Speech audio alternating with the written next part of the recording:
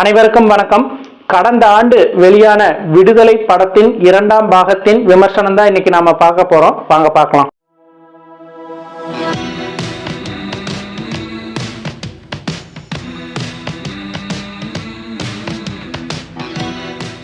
முதல் பகுதியில பாத்தீங்கன்னா பெருமாள் வாத்தியார கௌதம் வாசுதேவ் மேனன் அதாவது சுனில் மேனன் அரெஸ்ட் பண்ற சீனோட படம் முடியும்.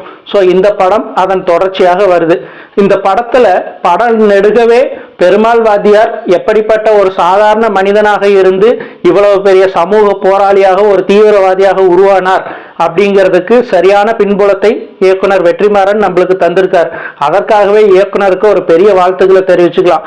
ஏன்னா ஒரு தீவிரவாத அமைப்போ இல்லை ஒரு கதாநாயகனை பத்தியோ ஒரு வில்லனை பத்தியோ நம்ம சொல்றப்போ பேசுறப்போ ஒரு படத்துல அவங்களுக்கு உண்டான ப்ராப்பர் பேக்ட்ராப் நாம எதுவுமே கொடுக்கலைன்னா அந்த படத்தோட கதையோட வலிமையே குறைஞ்சு போயிடும். ஆனா இந்த படத்துல அந்த மாதிரி எதுவுமே இல்லாம அவர் மிக சிறப்பா எடுத்துட்டு போயிருக்காரு. அதுல நிறைய இடங்கள்ல அவரோட வசனங்கள் அந்த பாத்திரத்துக்கு இன்னும் கூடுதல் பலம் சேர்க்குது. என்னன்னா அந்த சுனில் மேனன் அரெஸ்ட் பண்ணி உட்கார வச்சிருக்கிற இடத்துல பெருமாள் வாத்தியார் சொல்லுவாரு, என்னை அடிச்சு துன்புறுத்தி என்னோட உடைகளை எல்லாம் களைந்து என்னை நிர்வாணமாக்கி உட்கார வைத்ததற்கு பிறகுதான் நாம 2 பேருமே சமம் அப்படிங்கிறது உனக்கு தோணுதா அப்படின்னு கேட்கிறாரு. அந்த வசனமா இருக்கட்டும், வன்முறை தான் உங்க மொழினா எங்களுக்கு அந்த மொழியும் பேச தெரியும்னு சொல்றதாகட்டும். அதே மாதிரி படத்தோட தொடக்கத்துல இளவரசு எம்எல்ஏ அவர் வந்துட்டு ஐஏஎஸ் ஐபிஎஸ் ஆபீசரான ராஜீவ் மேனன் கிட்ட எல்லாம் பேசிட்டு இருப்பாரு. ஸோ படிச்ச நீங்க நம்புற சட்டத்தை விட படிக்காத எங்களை தான் மக்கள் நம்பி ஓட்டு போட்டு அவங்களோட பிரதிநிதிகளா தேர்ந்தெடுத்து வச்சிருக்காங்க. ஸோ அவங்களுக்கு நான் நியாயம் பண்ணணும் அப்படிங்கிற மாதிரி அவரு பேசுறதாகட்டும். இந்த மாதிரி படம் நெடுகவே ரொம்ப வலிமையான வசனங்களை எழுதி தெளிச்சுட்டு போயிருக்காரு வெற்றிமாறன். அதே மாதிரி தன்னுடைய குருநாதரான பாலு மகேந்திராவுக்கு இணையா அந்த மலைக்காடுகளை அவ்வளவு அழகா காட்சிப்படுத்தி இருக்காரு.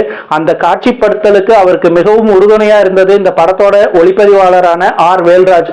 ஏன்னா இந்த படம் முழுக்கவே நிறைய மலைக்காடுகள்ல மலைப்பாதைகள்லயே நடக்கிறதுனால அந்த மலை மேல இருக்கிற இயற்கையான பசுமையான அந்த சூழல், அந்த பனிமூட்டம் மேகமூட்டத்தை எல்லாம் நம்ம கண்ணுக்கு குளிர்ச்சியா காட்டியிருக்காங்க. இது எல்லாத்துக்கும் கூடுதல் பலம் சேர்க்கிற மாதிரி இன்னொருத்தர் இந்த படத்துல இருக்காரு. அவர் யாருன்னு பாத்தீங்கன்னா இந்த படத்தோட இசையமைப்பாளரான இசைஞானி இளையராஜா அவர்கள். என்னன்னா இந்த சமீப காலகட்டத்துல வர்ற எல்லா மாஸ் ஹீரோ சப்ஜெக்டுகளுக்குமே மியூசிக் பண்ற எல்லாருமே பாத்தீங்கன்னா அந்த ஹீரோ இமேஜை கூட்டணும், இல்லை அந்த ஆக்ஷன் சீக்வன்ஸை கூடுதல் பலத்தோட காட்டணும், மக்களை தங்க பக்கம் ஈர்க்கணும் அப்படிங்கிறதுக்காகவே நிறைய இறைச்சல்கள் தாரதப்பட்டு அடிக்கிற மாதிரி பண்ணி வச்சிருப்பாங்க. ஆனா இந்த மனுஷன் அந்த மாதிரி எதுவுமே பண்ணாம ரொம்ப இயல்பா ஒரு மெல்லிசையாவே இந்த படம் முழுக்க பிஜிஎம் பண்ணிட்டு போயிருக்காரு. அதுவும் கிளைமேக்ஸ் காட்சிகள்ல வர்ற அந்த ஆக்ஷன் சீக்வன்ஸுக்கெல்லாம் அவர் பண்ற பிஜிஎம் நம்ம மனசுக்குள்ளேயே ஒரு பயத்தையும் ஒரு ஆக்ரோஷத்தையும் தானாவே உண்டு பண்ணுது. அந்த அளவுக்கு சூப்பரா பண்ணியிருக்காரு. படம் நெடுகவே நிறைய இடங்கள்ல அவர் அந்த மௌனத்தையே அமைதியவே திரைமொழியாக்கி பின்னணி இசையாக்கி கொடுத்திருக்காரு. அது இன்னும் கூடுதல் சிறப்பு. என்னன்னா இந்த மாதிரி ரொம்ப அமைதியா ஒரு மக்களோட பிரச்சனையை பத்தி பேசுற படத்துல தேவையில்லாத இறைச்சலா நம்ம இசை இருந்துடக்கூடாதுங்கிறதுல அவர் முழு கவனம் செலுத்தி இருக்கார். ஒரு சமூக போராளியை பற்றி பேசுற படம் அப்படின்னாவே ஆட்டோமேட்டிக்கா நம்ம கம்யூனிசம் பக்கம் தான் போறோம். ஏன்னா அந்த இயக்கம் தான் தொன்று தொட்டு 2 நூற்றாண்டுகளா பல்வேறு மக்களின் போராட்டங்களுக்கு பிரச்சனைகளுக்கு தீர்வு காணும் விதமா நிறைய நாடுகள்ல முன்னின்று இருக்குது. ஸோ அந்த மாதிரி இந்த பிரச்சனைக்கும் காரணமாகவும் அந்த இயக்கம் தான் முன்னின்று அவங்கள வழிநடத்துது. அப்படி இருக்கிறது எதனால அப்படிங்கிறது கூட நம்மளுக்கு இந்த படத்தை பார்க்குற பல காட்சிகளை பார்க்கும்போது தெளிவுபட தெரியுது. என்னன்னா ஒரு போராளியா ஒரு சமூக பிரச்சனையை எடுத்து வெளியே பேசுறவங்களை இந்த உலகம், இந்த அரசியல் சட்டம் எல்லாமே சேர்ந்து அவங்களோட ரத்தத்தை உறிஞ்சுதான் அவங்களுக்கு உண்டான அந்த விடுதலையை பெற்றுத்தருது. அதற்காக அந்த மக்கள் சிந்துற ரத்தத்தோட வண்ணம் தான் அந்த சிவப்புங்கிறத மீண்டும் ஒரு முறை இந்த படமும் நிரூபிச்சிருக்குது. அதே மாதிரி இந்த படத்துல எதற்காக வர்றாங்க வந்தது தெரியாம போற மாதிரி நிறைய கேரக்டர் இருக்காங்க. அதுல முக்கியமானவர் போஸ் வெங்கட், அதே மாதிரி விஜய் சேதுபதிக்கு குருநாதரா இருக்கிற கிஷோர் அண்ட் விஜய் சேதுபதி மனைவியா வர்ற மஞ்சு வாரியார். இவங்களை எல்லாம் தாண்டி இந்த படத்துல இன்னொரு அழுத்தமான கேரக்டர் இருக்குது. என்னன்னா விஜய் சேதுபதி அதாவது பெருமாள் வாத்தியாருக்கு அந்த தீவிரவாதத்தின் மேல அந்த மக்கள் விழிப்புணர்வு ஏற்படுத்துறதுக்கு மிக முக்கியமான காரணமா இருக்கிற கருப்பங்கிற ஒரு கேரக்டர். அந்த கேரக்டர்ல கென் கருணாஸ் நடிச்சிருக்காரு.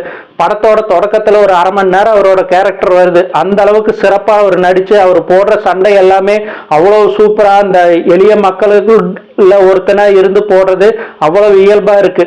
ஒரு காலகட்டத்துல நான் பார்த்த படங்கள்ல ஒன்றான ஊமை விழிகள்ல என் மனம் கவர்ந்த மிக சிறப்பான கேரக்டர் டிஎஸ்பி தீனதயாளன். அந்த கேரக்டர் பேரை வச்சுக்கிட்டு இந்த படத்துல ஒரு டெரர் போலீஸ் காட்டுறாங்க. அவர் வேற யாரும் இல்லைங்க, டானாக்காரன் படத்தோட டைரக்டர் தமிழ். ஸோ அவரு வந்துதான் இந்த பெருமாள் வாத்தியாரோட பிரச்சனைகளுக்கெல்லாம் ஒரு முற்றுப்புள்ளி வைக்கிற மாதிரி இந்த படம் முடியுது.